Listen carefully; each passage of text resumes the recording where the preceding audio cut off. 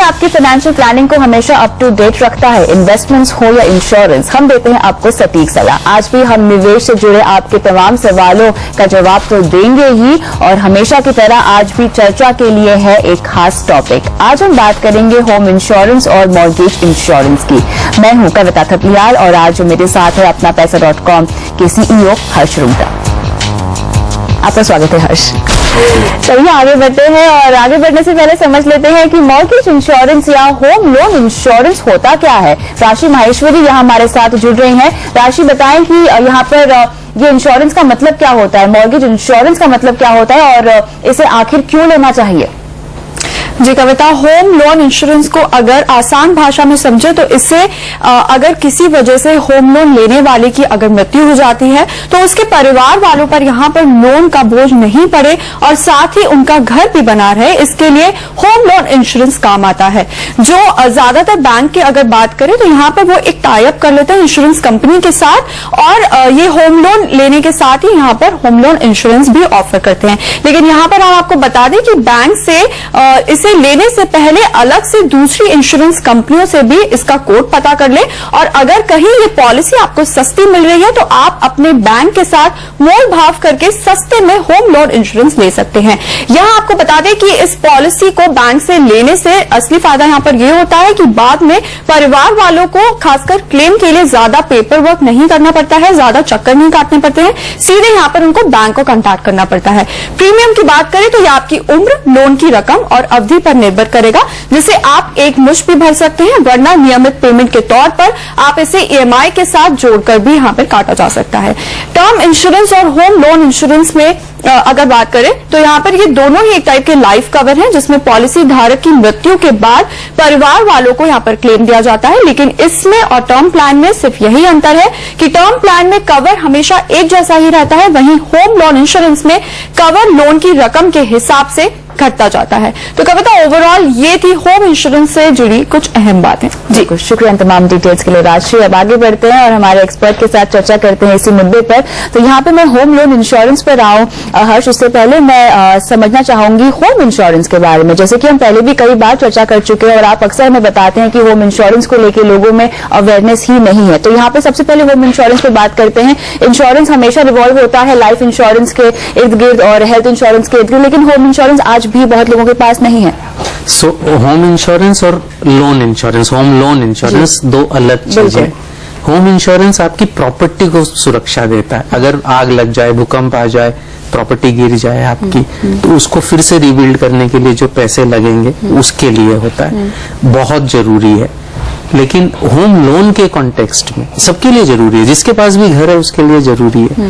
Home loan के context में क्या होता है कि आज 70% अंडर कंस्ट्रक्शन खरीदे जाते हैं, तो उसमें प्रॉपर्टी अभी बनी ही नहीं है, तो शुरुआत में उसकी नीड नहीं है। जब बन जाएगी, आपको पोजेशन मिल जाएगा, उसके बाद उसकी जरूरत है। तो ये लेकिन ध्यान रखने की बात है कि जब और अगर रेडी प्रॉपर्टी में आप जा रहे हैं तो आप ले लें, और नॉर्मली हर बैंक का टाई अप होता है और वो उसमें तो रेट भी उनकी जो होती है काफी कॉम्पिटिटिव होती है, तो वो अगर ऑफर कर रहे हैं तो वो आपको होम इंश्योरेंस वो ले लेनी चाहिए। यहाँ पर किस तरह की दिक्कतें लोगों को अमूमन आती है होम इंश्योरेंस लेते वक्त? सबसे बड़ी दिक्कत होम इंश्योरेंस में ये आती है कि आपको जो इंश्योर करना है वो कंस्ट्रक्शन वैल्यू है। लैंड को कुछ नहीं होता, भूकंप आ गई, फायर हो गया, तो सिर्फ रिकंस्ट्रक्ट करना है आपको। तो आपको एक, अगर आपकी फ्लैट की कीमत में इंडिया में जो कंस्ट्रक्शन कॉस्ट है वो शायद 20% या 30% होता है, 70-80% उसमें लैंड की कॉस्ट होती है। इंश्योरेंस अनफॉर्चुनेटली मिल रहा है फुल अमाउंट का, तो आपको अननेसेसरी वो महंगा पड़ रहा है। Right, that is the bigger problem. अब कई बैंक्स ने उसको सॉल्व कर दिया है, सिर्फ कंस्ट्रक्शन कॉस्ट का इंश्योरेंस भी मिलने लग गया है, लेकिन अभी तक ये थोड़ी प्रॉब्लम बनी हुई है। चलिए अब आगे आते हैं होम लोन इंश्योरेंस पे। यहाँ पर हम कहते हैं कि जितनी भी लाइबिलिटीज हैं उसको कवर करने का सबसे बेहतरीन तरीका है कि आप अपने लिए टर्म कवर ले लें। तो यहाँ पर क्या एक लाइफ इंश्योरेंस लेके आप अपने होम लोन को कवर कर सकते हैं? क्या ये समझदारी है इसमें, या अलग से एक मॉर्गेज लोन भी आपको लेना चाहिए? सो क्लियरली जब आप लोन लेते हैं घर के लिए, बड़ा लोन होता है टिपिकल, आपकी इंश्योरेंस नीड्स चेंज हो जाती हैं। और सिर्फ मृत्यु वाली रिस्क ही नहीं है, मृत्यु वाली रिस्क तो होती है कि मृत्यु हो जाएगी तो घर वालों को लोन चुकाना पड़ेगा और नहीं चुका पाएंगे तो घर से बेघर हो जाएंगे। एक वो रिस्क है जो टर्म कवर से होती है या मॉर्गेज इंश्योरेंस से भी, मॉर्गेज लोन इंश्योरेंस से भी हो जाएगी। दो और बड़ी रिस्क है, मृत्यु तो नहीं हुई लेकिन आपको लकवा लग गया, कैंसर हो गया, तो आपका जॉब चला जाएगा या आपकी इनकम कम हो जाएगी। उस हालत में भी आप लोन नहीं चुका पाएंगे। या एक्सीडेंट में आपके हाथ पांव बेकार हो गए, नजर चली गई, एक्सीडेंटल डिसेबिलिटी या इलनेस डिसेबिलिटी, ये दो रिस्क भी बड़ी रिस्क है, इनको भी कवर करना चाहिए। और तीनों रिस्क, डेथ की risk, accidental disability, illness disability, तीनों रिस्क अगर एक पॉलिसी में मिलती है तो वो बहुत कन्वीनियंट है, क्योंकि बाहर में नहीं मिलती। सम बैंक्स जैसे SBI फॉर एग्जाम्पल, एक और बैंक है मुझे ध्यान नहीं आ रहा, कि वो लोगों ने एक कॉम्बिनेशन बनाया है अच्छा तीनों रिस्क कवर करने का, तो वो कन्वीनियंट महंगा है। अगर आप बाहर उसको सेपरेटली लें, टर्म इंश्योरेंस सेपरेटली लें और accidental disability, critical illness separately लें तो सस्ता पड़ेगा, लेकिन यहाँ कन्वीनियंटली अवेलेबल है। और मेरे ख्याल से कन्वीनियंस के लिए थोड़ा एडिशनल कॉस्ट देना ठीक है। तो अगर ये तीनों पॉलिसीज आपको एक कवर में मिल रही है तो आपको मेरे ख्याल से बैंक से ले लेनी चाहिए, अनलेस आप ऐसे हैं कि जो बाहर जाके ले लेंगे और उसको मतलब डिसरिगार्ड नहीं करेंगे, तब आप बाहर जाएंगे तो थोड़ा सस्ता मिलेगा आपको। तो यहाँ पर आपका सम एश्योर्ड अमाउंट कितना होगा और आपका लोन कवर कितना होगा?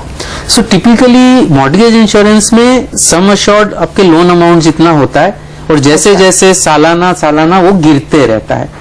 उसका लॉजिक ये है कि आपकी लोन अमाउंट चुकती रहेगी तो आप ज्यादा प्रीमियम क्यों दें। बिल्कुल। लेकिन इसमें आयरॉनिकल बात यह है कि ये so called decreasing term cover है, चूंकि ऑफलाइन प्लान है, उसका आप सिंगल टर्म प्लान भी लें जिसमें वो कमती गिरता ही नहीं है, सेम रहता है। वो सेम रहने वाला भी सस्ता है जो ऑनलाइन अगर आप लेंगे। अच्छा। चाहे लाइफ का टर्म प्लान लें या क्रिटिकल इलनेस लें या एक्सीडेंटल डिसेबिलिटी लें, वो इंडिविजुअली सेम रहने वाला सस्ता पड़ता है, rather than this combination plan that the bank जो लेता है। सो कन्वीनियंस के अलावा उसमें और कुछ ऑप्शन नहीं है। तो यहाँ पर मेरे ख्याल से जो लोन दे रहा है और जो लोन ले रहा है वो दोनों प्रोटेक्टेड है। बिल्कुल, बिकॉज लोन देने वाले को ये रिस्क है कि अगर ये कोई दोनों तीनों चीज हो जाती है तो शायद लोन का पेमेंट ना हो, सिक्योरिटी के अगेंस्ट में प्रोसीड करना, घर में से उनको निकालना फिर बेचना, उससे लोन की भरपाई करना मुश्किल काम है। उसी तरीके से जो लोन ले रहा है उसके लिए तो क्लियर रिस्क है ही। तो ये पॉलिसी तो लेनी ही चाहिए, बाहर से लो चाहे बैंक से लो, पॉलिसी तो मेरे ख्याल से हर आदमी को लेनी ही चाहिए। प्रीमियम किस रेंज में पड़ता है इनका? तो जो टर्म पॉलिसी का प्रीमियम है वो तो काफी रीजनेबल है। क्रिटिकल इलनेस का जो प्रीमियम है वो थोड़ा हैवी है, एक्सीडेंटल डिसेबिलिटी भी बहुत रीजनेबल है। चलिए, जैसे कि हम आपको अक्सर बताते रहते हैं कि इंश्योरेंस इन्वेस्टमेंट के लिए नहीं होता बल्कि प्रोटेक्शन के लिए होता है, तो आज हमने बात की है आपके होम लोन प्रोटेक्शन के बारे में। जैसा कि यहाँ पर हर्ष ने भी बताया कि इसको आप अपने टर्म प्लान के साथ और अपनी क्रिटिकल इलनेस कवर के साथ भी लिंक कर सकते हैं। तो अपनी सुरक्षा सबसे पहले और बाकी आपके निवेश की स्ट्रैटेजी बताने के लिए योर मनी तो आपके साथ है ही। फिलहाल वक्त है